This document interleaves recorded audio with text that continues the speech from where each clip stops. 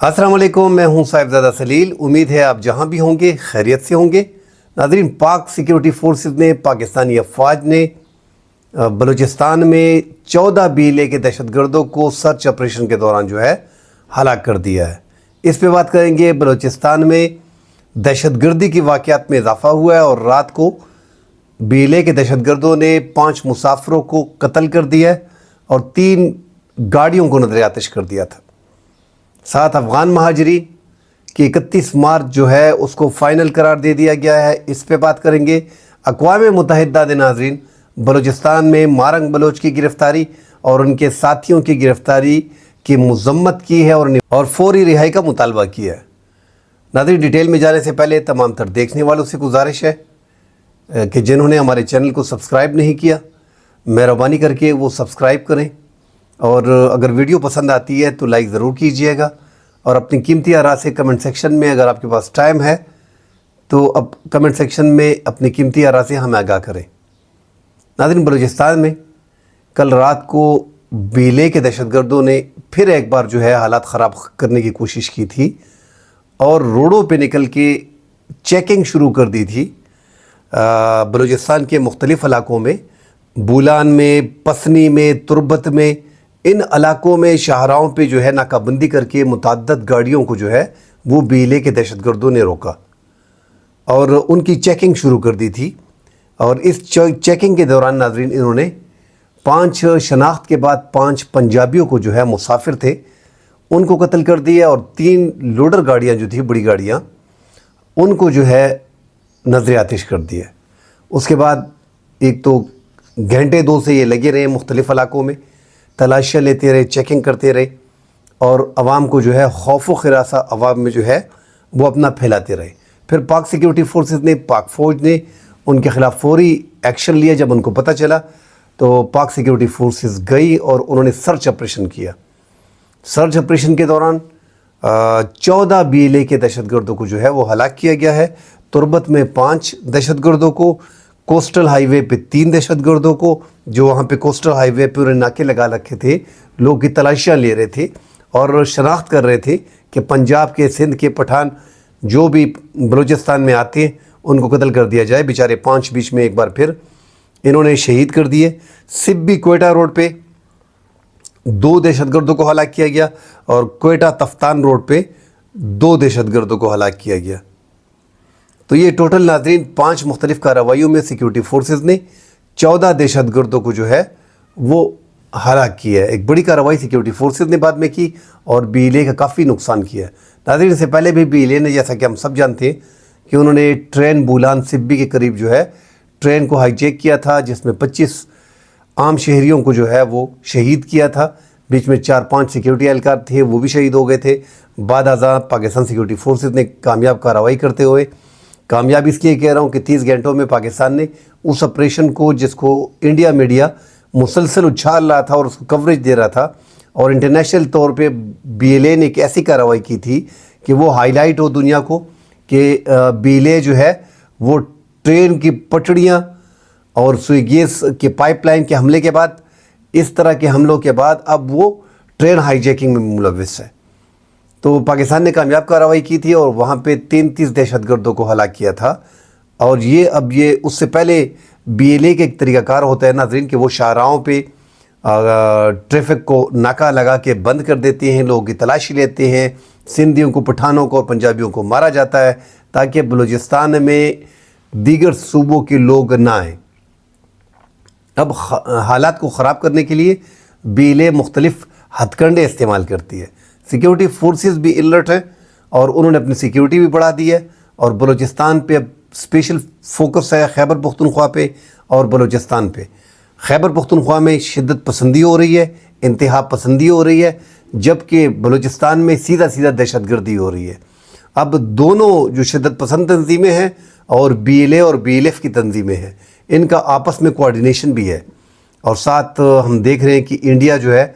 वो बलूचिस्तान में मुदाखलत कर रहा है और कोशिश कर रहा है कि वहाँ पे इंसर्जेंसी पैदा की जाए। नाज़रीन, पाकिस्तान के बलूचिस्तान के इलाके के हालात जो हैं वो आज से ख़राब नहीं है। जब से पाकिस्तान बना है 1948 में ही कुछ इलाकों में बगावत शुरू कर दी गई थी।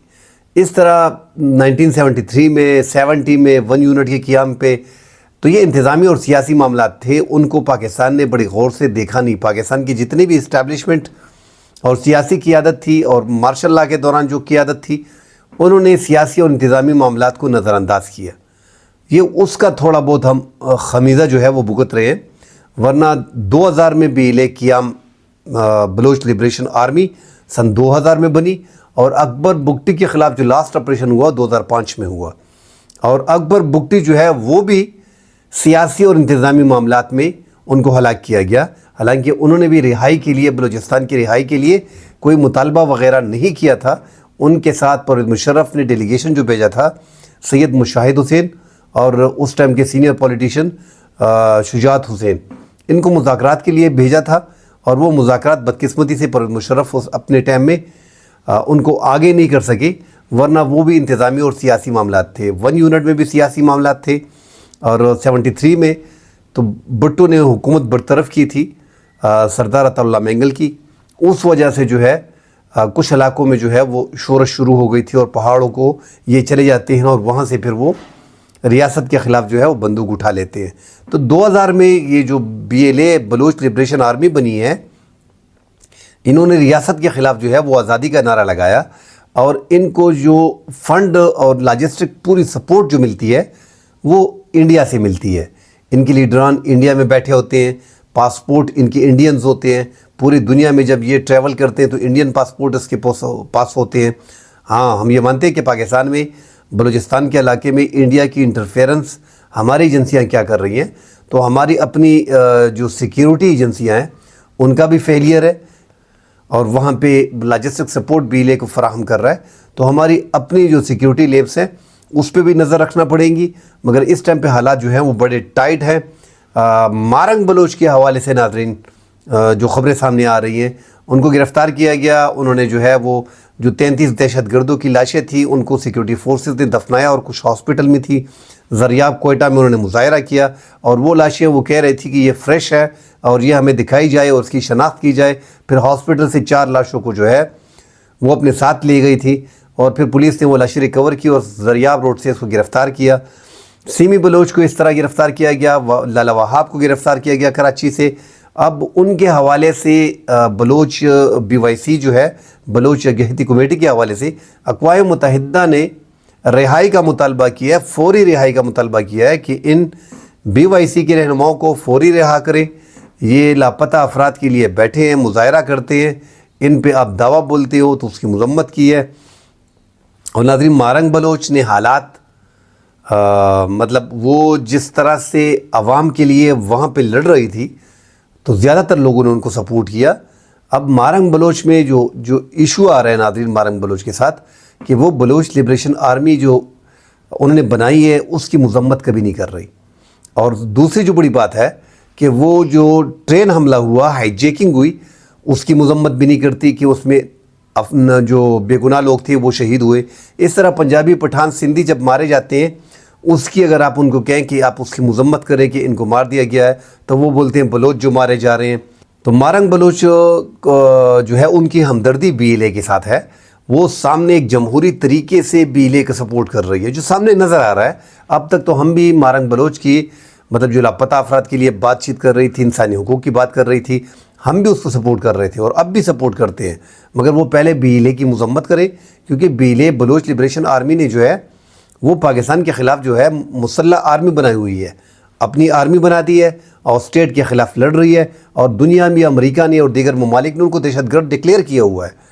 تو آپ اس کی مذمت نہیں کرتی۔ جو بلوچستان، سندھی، پٹھان جو ہے بلوچستان میں قتل کیے جاتے ہیں بلوچ لبریشن آرمی کی طرف سے، آپ اس کی مذمت نہیں کرتی، تو اس سے لگ رہا ہے کہ یہ ان کا ایک سیاسی ونگ ہے، مطلب وہ جمہوری ونگ ہے، کہ یہ ان کو آگے اب ان کی گرفتاری میں بھی ہم دیکھ رہے ہیں کہ زیادہ تر بلوچ لبریشن آرمی کی جو لوگ ہیں، جو ان کے ہمدرد ہیں، وہ سپورٹ کر رہے ہیں مکمل طور پہ۔ بہرحال اقوام متحدہ نے بڑا سٹیٹمنٹ دیا ہے، پاکستان نے مسترد کر دیا ہے کہ یہ جو آپ میڈیا رپورٹ پہ یہ کر رہے ہو یہ درست نہیں ہے، یہ آپ کو جو مواد دیا جا رہا ہے، جس مواد پہ آپ لوگوں نے بلوچ BYC کے رہنماؤں کی رہائی کا مطالبہ کیا ہے، تو وہ جو آپ کو انفارمیشن مل رہی ہے وہ درست نہیں ہے۔ پاکستان نے مسترد کر دیا ہے، ناظرین جو تیسری بڑی خبر ہے افغان مہاجرین کے حوالے سے ایمنسٹی انٹرنیشنل نے پاکستان کے 31 مارچ کے فیصلے کو غیر آئینی غیر منصفانہ قرار دیا ہے اور مطالبہ کیا پاکستان سے کہ افغان مہاجرین کو ٹائم دیا جائے، اور ساتھ یہ کہا ہے کہ یہ ایک غیر منصفانہ اور غیر انسانی عمل ہے جو پاکستان اس ٹائم پہ پنڈی اسلام آباد سے اور 31 مارچ کو ACC کارڈ والوں کو نکال رہا ہے۔ ناظرین پاکستان کے حوالے سے پاکستان نے آرمی چیف نے سلامتی کونسل کے اجلاس میں بڑا کلیئر کہا تھا کہ پاکستان ایک سافٹ سٹیٹ ہے، اس کو ہارڈ سٹیٹ بننا پڑے گا۔ پاکستان نے جو وزیر داخلہ ہیں پاکستان کے محسن نقوی، انہوں نے جو میٹنگ کی تھی پرسوں، اس میں ہارڈ سٹیٹ کے حوالے سے ایک تو مکمل طور پہ ایک پلان برابر کیا ہے، جامع پلان، جس میں 15 ممبران ہے، اس میں چاروں صوبوں کے IGs، گلگت بلتستان اور آزاد کشمیر کے IGs بھی، 4 صوبوں کے اور کشمیر کے اور بلتستان کے IGs، اسی طرح ان کے وزیر داخلہ، صوبائی وزیر جو داخلہ کو دیکھتے ہیں ان کو، جو تمام تر جو ایجنسیاں ہیں ان کے جو DGs ہیں، ISI ہو گیا، MI ہو گیا، FIA ہو گیا، IB ہو گیا، ان کو اکٹھا کیا، ساتھ کچھ DIGs ہیں ان کو رکھا ہوا ہے، پوری ایک جامع ٹیم بنائی ہے، اور اس میں فرسٹ پریارٹی پہ رکھا ہوا ہے افغان مہاجرین کو، کہ افغان مہاجرین کو جو ٹائم دیا گیا ہے اس پہ کوئی کمپرومائز نہیں۔ 31 مارچ ہی ACC والوں کے لیے، یہ غیر قانونی والوں کے لیے 31 مارچ ہی فائنل ڈیٹ ہے۔ اس کے بعد 1 اپریل کو ان کے خلاف باقاعدہ آپریشن کیا جائے گا، ان کو بے دخل کیا جائے گا، ان کو گرفتار کر کے ملک سے بے دخل کیا جائے گا۔ تو پاکستان نے ایک بڑا کلیئر میسیج دیا ہے کہ کوئی ٹائم نہیں دیا جائے گا۔ اس سے پہلے محمد صادق خان جو پاکستان کے نمائندہ خصوصی برائے افغانستان ہیں، ان سے جو وزیر خارجہ ہیں